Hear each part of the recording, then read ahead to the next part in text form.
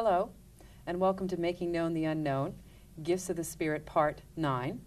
I'm your host, Tina Tarryk, and with me today are middle school teacher and Bible researcher, Sidney Schwartz. Welcome, Sidney. Hi, Tina.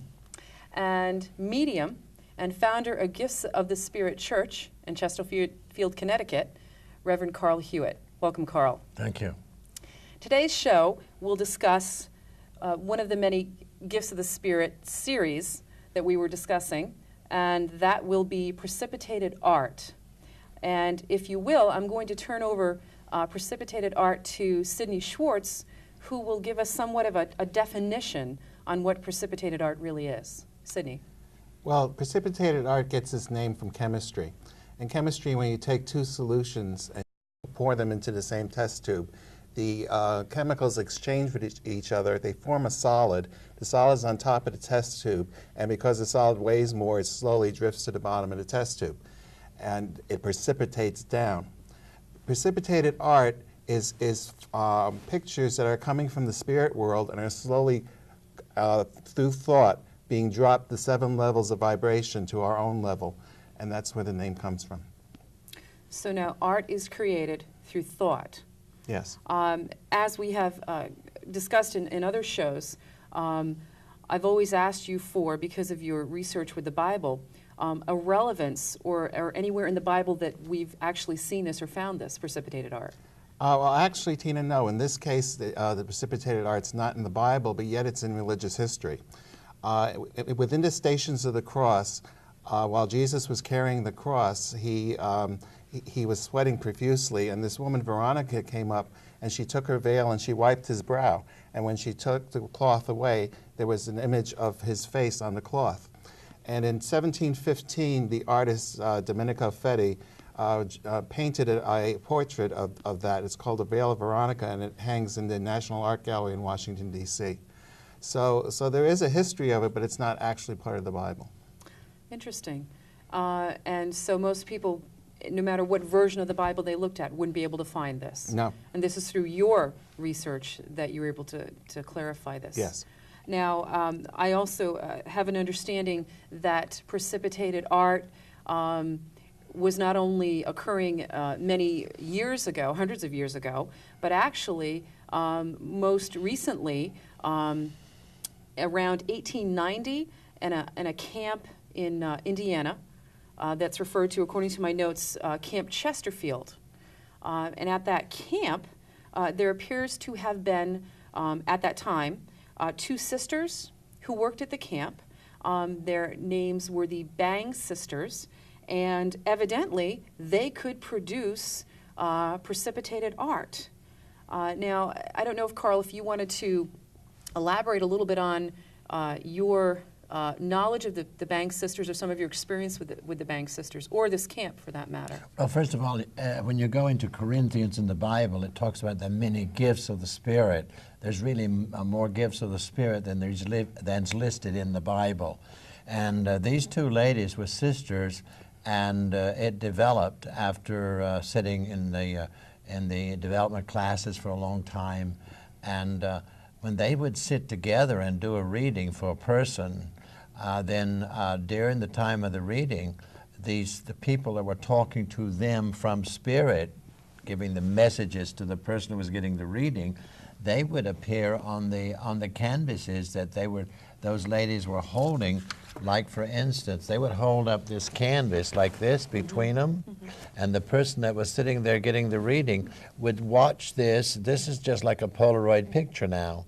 And that person that is talking to them, that this person did not see, the people that's in spirit, they would appear on this picture.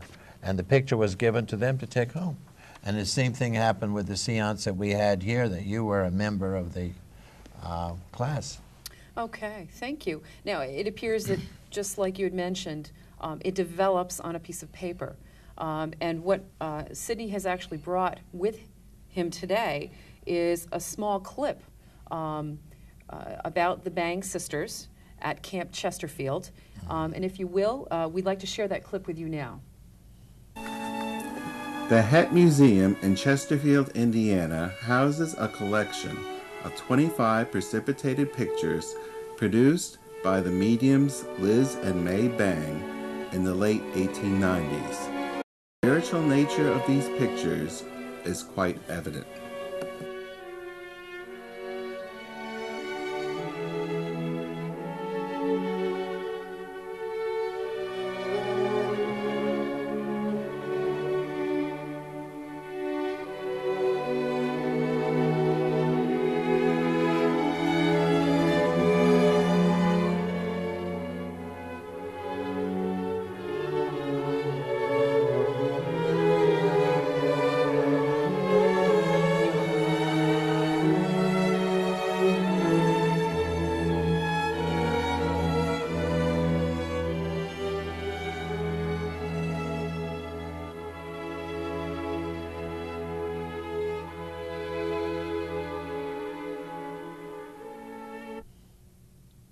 Thank you, Sidney.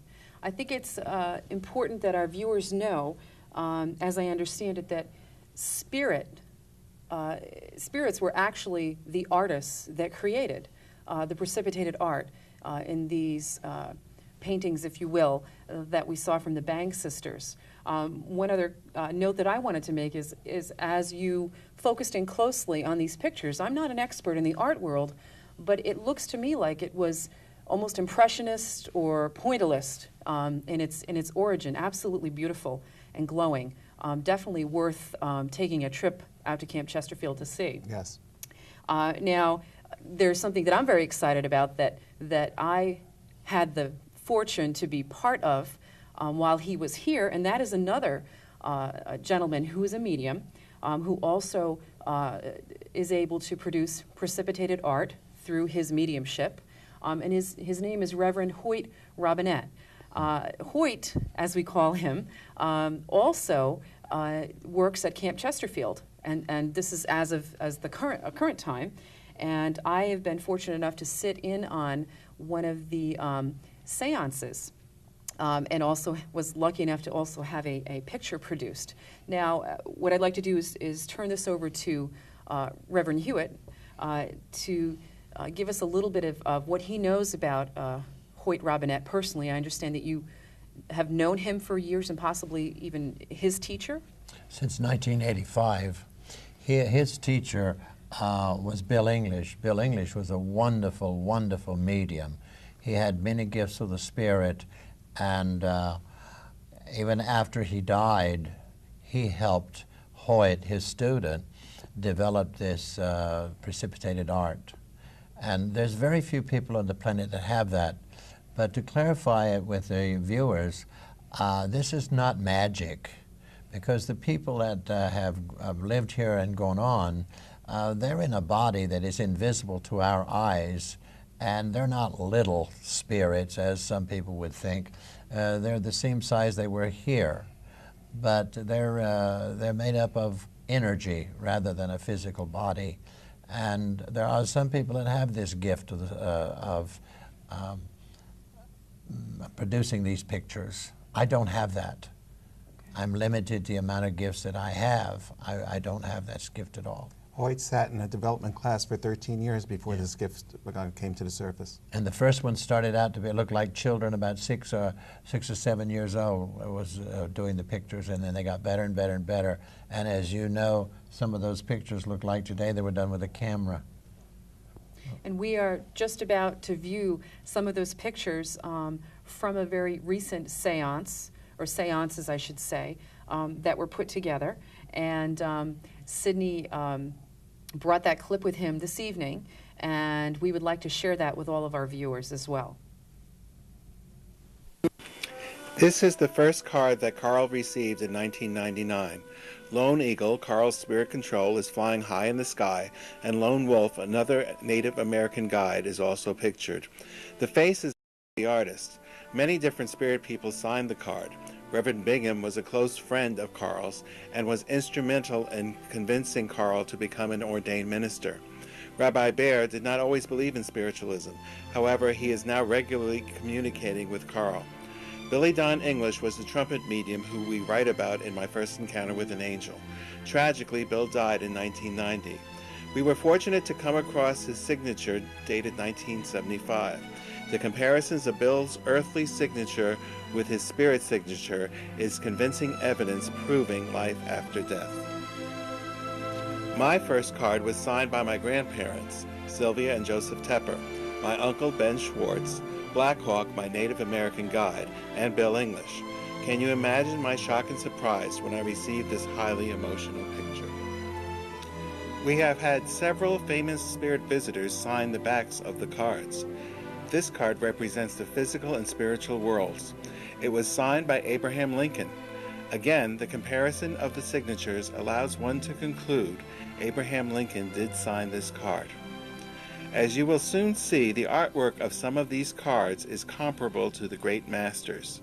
While working on this film, I thought I recognized the face on this card. When I searched the internet, I found the portrait of Claude Monet, and as you can see, it is his portraits on Hoyt's precipitated card. Hoyt held precipitated card seances for an entire week when he visited Gifts to the Spirit Church in May of 2001. Halfway through this series, a new phenomenon occurred. By accident, two attendees discovered that if they put their cards together, it would form one larger picture. The edges matched so perfectly, it looked as if it had originally been one picture, which had been cut in two. Hoyt was quite excited by this because it had never happened before. Then we discovered two other doubles, which did not align perfectly.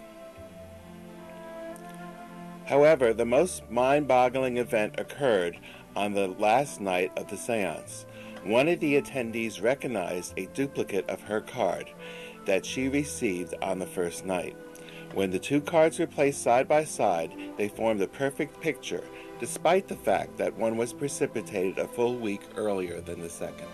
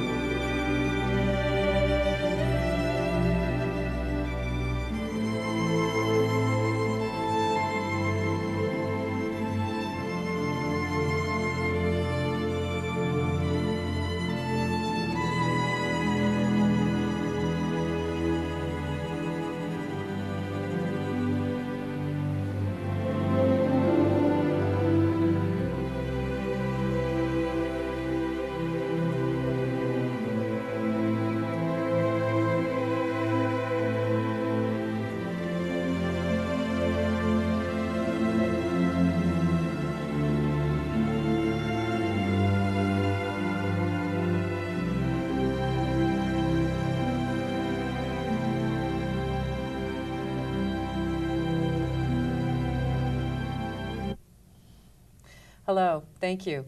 That was fabulous. Thank you for that clip. Just one note that I understand Hewitt created these pictures from and by putting blank cards in a basket, covering it, throwing pens in. I know we touched upon Yes. this a little bit in another show, but that is how he does it, as opposed to the Bang sisters, Yes. who hold up a piece of canvas, Right. and then the picture appears, Exactly. almost like film developing. Well, that is going to wrap up our series, Gifts of the Spirit, Part 9. One very important note for all of our viewers to remember with respect to this series is that Jesus performed all of the gifts of the Spirit, as mentioned in the Bible and in this show, and also in the book, My First Encounter with an Angel, of which Sidney Schwartz and Reverend Hewitt are co-authors. And the reason was that his brain was operating at 100%, and we did cover that in this series. And there is one final note that I would like to make, which is a dedication that really runs parallel to your book and to this series of shows, if you will. These shows honor the lives of countless historic people who have acted as intermediaries between the spiritual and physical worlds. The lives of people endowed with gifts of the Spirit, whether they are called prophets, oracles, seers, or mediums, are truly difficult. While the Bible immortalized a handful of these gifted people, most of them became targets of hatred and were spurned by society. For reasons which we chronicled throughout this show, the clergy greatly benefited from isolating the mediums from the people.